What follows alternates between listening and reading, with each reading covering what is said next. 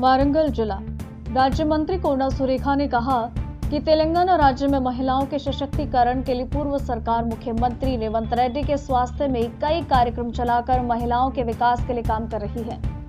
राज्य मंत्री कोना सुरेखा ने वारंगलपुर निर्वाचन क्षेत्र के तालुक केंद्रों में विभिन्न विकास कार्यों में भाग लिया। सबसे पहले महात्मा गांधी अस्पताल की महिला शक्ति कैंटीन खोली गई। उसके बाद अस्पताल परिसर में मरीजों के लिए एक पंजीकरण केंद्र स्थापित किया। कार्यक्रम में जिला कलेक्टर सत्य शारदा देवी, नगर आयुक्त अश्विनी तानाजी, कांग्रेस पार्टी के नेताओं ने भाग लिया। स्टाफ डॉक्टर और अन्य लोगों ने भाग लिया। एनजेम अस्पताल में आने वाले लोगों के लिए अस्पताल परिसर में महिला शक्ति कैंटीन शुरू की। उन्होंने कहा कि सरकार आने वाले सभी लोगों को स्वच्छ भोजन और चिकित्सा सुविधाएं प्रदान करने के लिए कड़ी मेहनत कर रही है। तेलंगाना वरंगल नवभारत समाचार से कैमरामैन महेंद्र के साथ अक्रम की रिपोर्ट। అవసరానికి వచ్చినటువంటి అటెండెన్స్ కానీ అక్కడ అవసరానికి వచ్చినటువంటి ఆఫీస్కి వచ్చేప్పుడు ఇప్పుడు ఉదాహరణకి కలెక్టర్ ఆఫీస్కి అక్కడికి వచ్చిన పనికి వచ్చిన వాళ్ళు ఆ పని కాకపోతే ఆకలి అయితే ఏదో క్యాంటీన్లో తినాలని ఉన్నదేదో తినేస్తారు. దాంతో వాళ్ళకు మరి ఫుడ్ పాయిజన్ అవ్వడం కానీ ఆరోగ్యకరమైనటువంటి ఇబ్బందులు అవ్వడం కానీ ఇట్లాంటివి జరుగుతాయి. వాళ్ళ జరగకుండా ఉండాలి అంటే మహిళలకు ఆ క్యాంటీన్లు అప్పచెప్తే వాళ్ళు మంచిగా నిర్వహిస్తారు. వాళ్ళకు కూడా ఫ్యామిలీకి సపోర్టివ్గా మరి ఆర్థికంగా సహాయపడతారనే ఒక లక్ష్యంతో ఇందిరా మహిళా శక్తి క్యాంటీన్లను కూడా ప్రారంభించడం జరిగింది.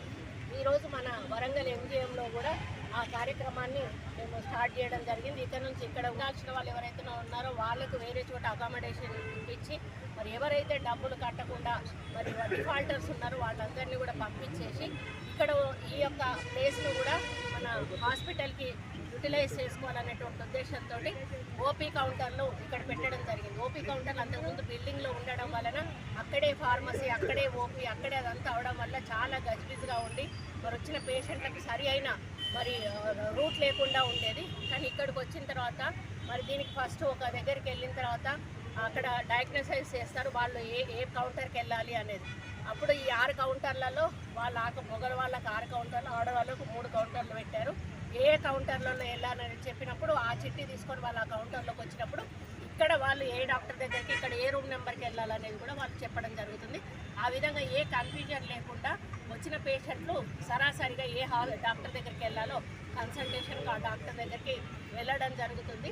మరి ఈరోజు ఫార్మసీ కౌంటర్ ఓపెన్ చేయడం జరిగింది, ఓపీ కౌంటర్ ఓపెన్ చేయడం జరిగింది, అదేవిధంగా మహిళా శక్తి క్యాంటీన్ కూడా ఓపెన్ చేయడం జరిగింది. మరి అదేవిధంగా డయాలసిస్ అవి కూడా